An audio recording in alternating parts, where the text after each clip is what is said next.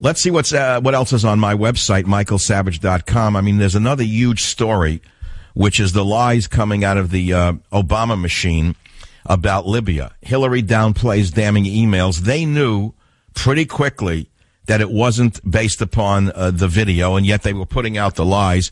As far as I'm concerned, Susan Rice, amongst others, should be fired immediately. I would say if she had any shame, she would quit, but these people have no shame. It's shocking that they can get away with it. It's certainly one of the biggest scandals of our contemporary political lives here to see this.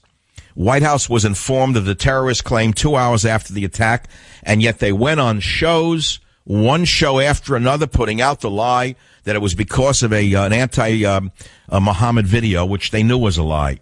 It's a complete and total disaster. They're responsible. 4 Americans are dead. The embassy was burnt to the ground. Their Middle Eastern policy has gone up in smoke. And frankly, it leads to the next story, which I posted on michaelsavage.com from WorldNet Daily. Michael Savage said last night Romney missed an opportunity. I said if he was hungrier, he could have rapped Obama over his knee and spanked him. And I mean it. I didn't do it for effect. I will tell you again that I was shocked at how weak Romney looked in that third debate. There was no excuse for it. And it was summarized best in my show last night. And I'd like to summarize the summary by quoting myself where I was quoting myself. WorldNet Daily wrote this today.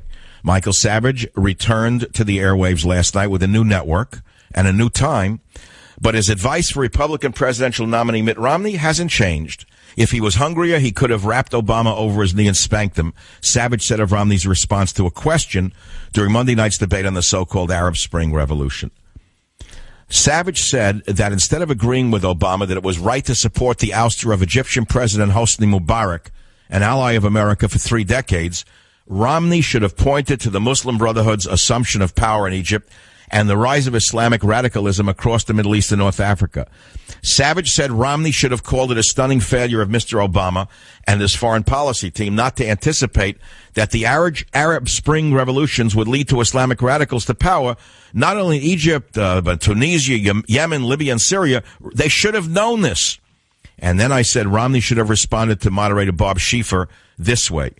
Savage said Romney should have been Reagan-esque and said this: well, Bob, the Muslim Brotherhood is well known to want to introduce Sharia law. The Muslim Brotherhood hates America, hates freedom, hates women. It's only Mr. Obama's inexperience in world affairs that has led to the debacle not only in Egypt, Bob, but throughout the Arab crescent, close quote. Savage said an answer like that would have brought the House down.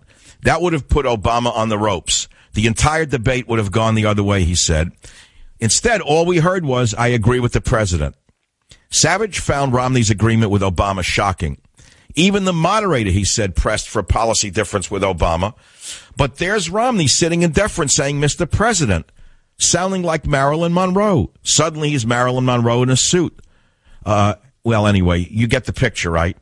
In March, Savage urged Romney to heed the wisdom of the late Republican senator and presidential candidate Barry Goldwater, who, by the way, is my political hero, who famously said, extremism in the defense of liberty is no vice. And let me tell you something else. Moderation in the pursuit of justice is no virtue. The Savage Nation is open for business. Revenge of the soccer moms. Women, why have you abandoned Obama? What did he say or do? Or what did Romney say or do? Phone number is 1-855-400-7282. Let's go to the first.